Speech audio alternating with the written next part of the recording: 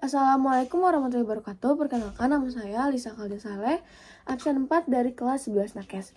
Hari ini saya akan menjelaskan atau mereview ulang materi organisasi pergerakan Islam di Indonesia. Yang akan saya bahas kali ini adalah organisasi Sarekat Islam. Jadi latar belakangnya itu, Sarekat Islam lahir dari keresahan masyarakat pribumi terhadap dominasi pedagang Tionghoa yang mendapat perlindungan dari kolonial Belanda. Awalnya, Sarekat Islam ini bernama Sarekat Dagang Islam, didirikan oleh Haji Samanhudi pada tanggal 11 November 1911 di Solo.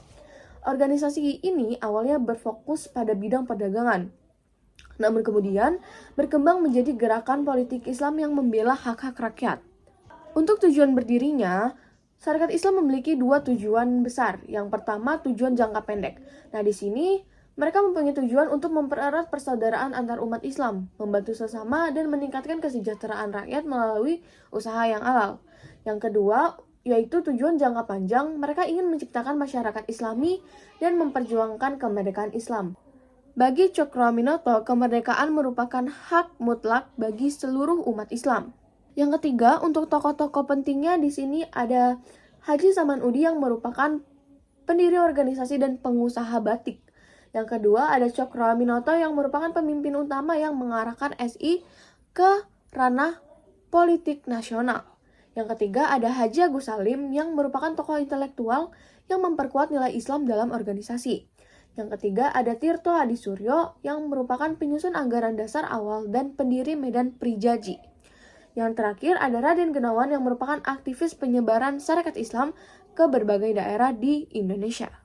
Untuk periode perkembangannya, di sini mereka mempunyai dua periode perkembangan. Yang pertama, ada di tahun 1911, Sarekat Islam ini memiliki dua periode perkembangan. Yang pertama, pada tahun 1911 sampai 1916, yang saat itu Sarekat Islam tumbuh besar sebagai organisasi rakyat. Dan pada periode kedua, Sarekat Islam ini mulai aktif dalam politik nasional dan mengadakan kongres nasional untuk menyebarkan semangat kebangsaan. Dan periode ini jalan dari tahun 1916 sampai 1921. Lanjut, kita akan memasuki program kerja dari organisasi Sarekat Islam ini. Mereka mempunyai program kerja yang luas yang meliputi yang pertama politik, mendorong pembentukan Dewan Rakyat dan memperkuat perwakilan rakyat. Yang kedua, di ranah pendidikan, mereka menuntut penghapusan diskriminasi dan wajib belajar bagi semua warga di Indonesia. Yang ketiga, di ranah agama, mereka menjamin kebebasan dakwah Islam dan mendukung pendidikan Islam. Yang keempat, ada di ranah keadilan, yaitu memperjuangkan hukum yang adil dan perlindungan untuk rakyat kecil.